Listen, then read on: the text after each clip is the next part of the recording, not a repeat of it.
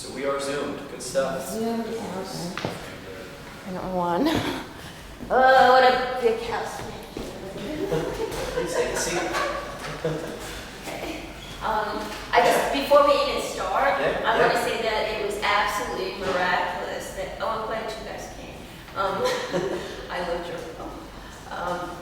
It was really miraculous that you paired my film with this coming after it, because number one, my Berlin partner for my film, DJ Roby, who played the guru, was the East German champion of skateboarding, featured in the film This Ain't California, which made all the documentary festivals around the world. Oh, cool, yeah. And the character in my new novel, one of the major characters is blind. Ah. And I have like quite a few friends who are blind, who are making it live through all kinds of art and music and writing. So to put these two together, it was really, really cool. Yeah.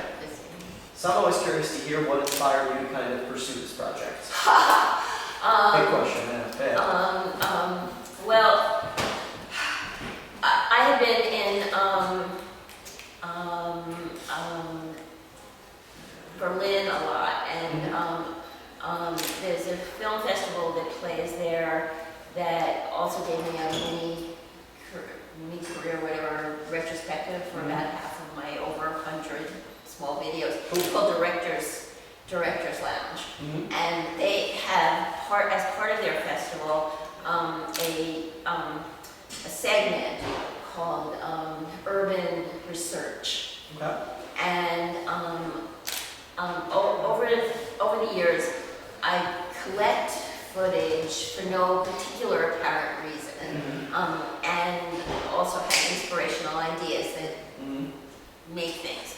And some of the things that reach me viscerally, that really don't seem to have anything to do with my art, are the workers. How goddamn hard they work. I can see that, definitely, yeah.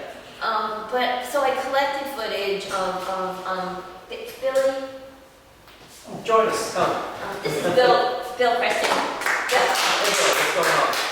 Bill Creston's one of the first 5 video artists in the world, and he started in the 1960s in a format called CD video, where you cut the video with razor blades.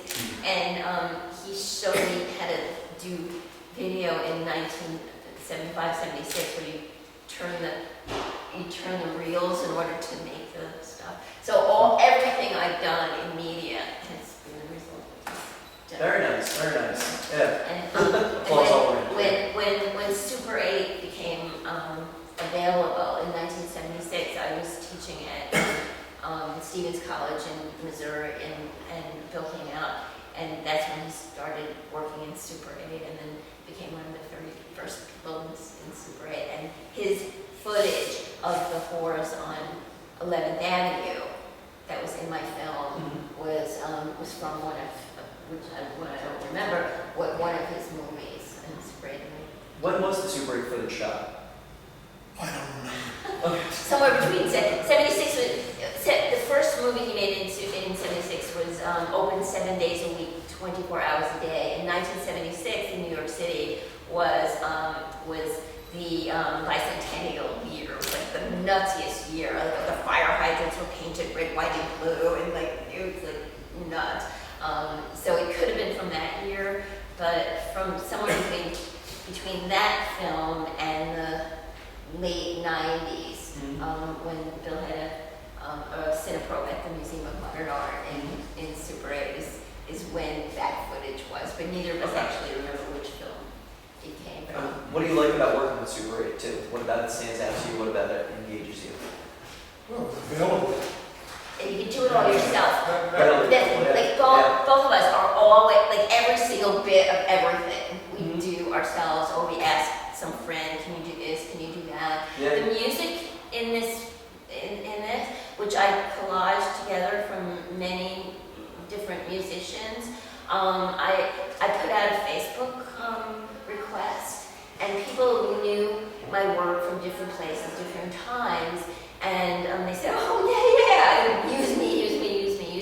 And I picked about 6 musicians and found little bits and pieces to put together to make this collage of the sound. And my work travels a lot, and I try to travel with it. So I shoot wherever I am of whatever I see.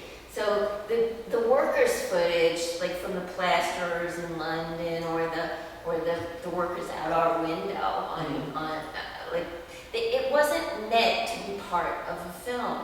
But because I've been in the urban research segment of the Director's Lounge in Berlin. That's where you were exposed to it, kind of. Yeah. Well, the concept of urban research. I thought, wouldn't it be funny if I could work all these pieces together, including my arrest, which was real. Yeah. Although I faked, Bill shot me with the gun, and I mean, we faked like some of the scenes. But like, how could I put all of this kind of stuff together and make it urban research? And I decided, because I've been in the urban research segment of the Director's Lounge Festival for like about 6 years at that time, I would make this film for them. My degrees, which I'll be 67 this week. Congrats. The idea of like thinking like what I learned in college is like a long time ago, but I studied painting. So basically, you take a wall and what you want to do with it is paint it. So that's why I always see the flat surface, not in the way that a filmmaker sees it, where you put a scene on it, but like, I can put something in this corner, I can put something in that corner, I can, So it became very obvious to me to be able to use the screen in this way. When I started with a kind of Bill Creston aesthetic, which was very absurd. You put the camera up and you do something in front of it, or you say something in front of it. So a lot of my early pieces has this sort of, scene thing where one thing happens in front of a stationary camera. But both of us have always had this very absurd take on the world. None of us functioned very well, which Christina found. I couldn't even figure out how to arrange to come on Sunday. I mean, it was like way beyond. Technology's pretty crazy. It's cool. Possibility. But I'm much more technologically adept than a lot of other people that have come through video that are still in a kind of VHS aesthetic or something. But some, like, the life things are beyond us, and the whole world, it just seems nuts. So the sense of putting together all of these different pieces, what do you see out the window, and what does that have to do with being arrested, and what does that have to do with writing in a little room, and what does that have to do with this and this and this and this, became part of the writing experience, like how I can make this all happen. And generally, when I see movies or see things, they just go on and on and on and on and on and on and on and on. And some people say I cut too quick or too short or too short. So see it twice, see it again. like see what happens. I like to use use the screen and use the time. And the question of time being something that can be repeated in media, that can't be repeated in reality, which is actually something also that some of the characters are addressing in his novel, is something that I do want to address in film. The movies are a medium that you do see many times. Yeah. I mean, sometimes even in bed, like I fall asleep, watching Matlock or something. If you go through the YouTube things, it says number one, number 7, you don't know if it doesn't have titles, so you click and click, and you realize you've seen it before, but then you fall asleep, so you see it again, or you pay attention and you don't see it again, and that constant revival of time.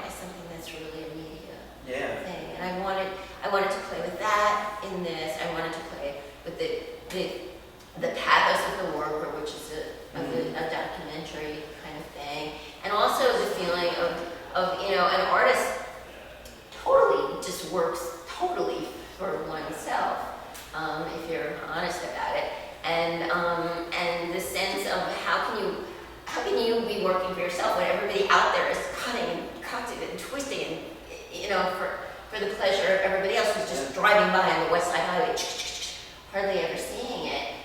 And in terms of observation, in terms of seeing things like this in the other day, and you capture it, you just kind of collect footage.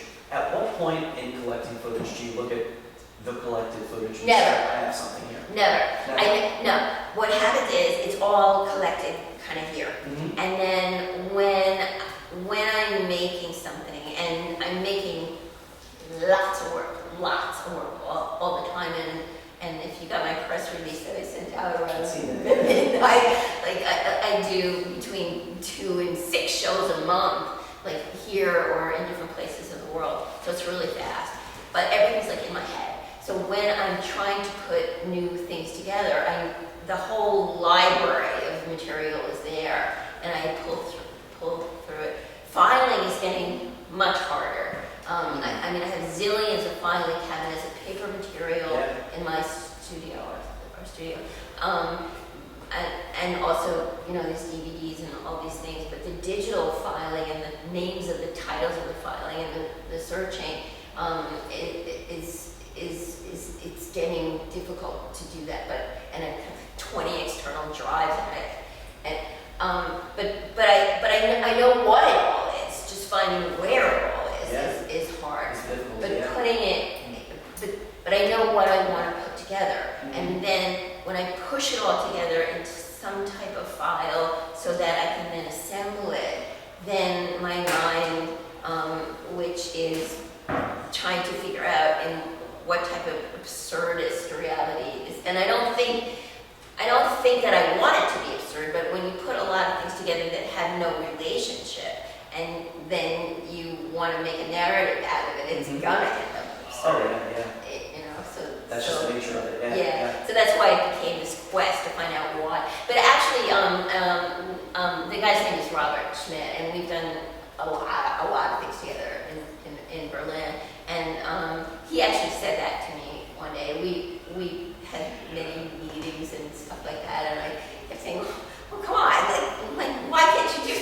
Why can't we do this today? Why are you working so hard?" And he said, "Well, I'm working very hard for the woman I love."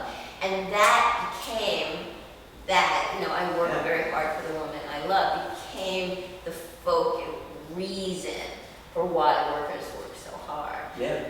And then when I was back in Berlin, we went out together and photographed a lot of workers doing some work, and then he also photographed with his camera. And a lot of the stuff was online. Most of the music came to me online. He sent the footage online when I wasn't back in Berlin. Yeah. And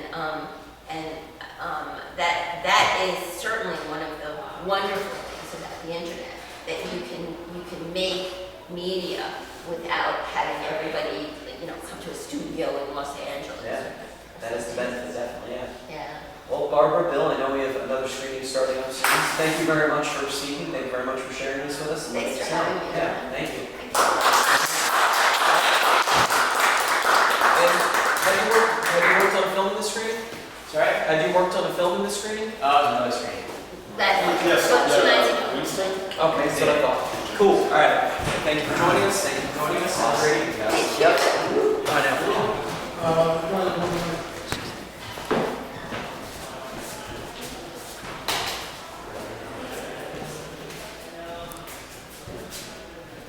Yeah, I'll turn up.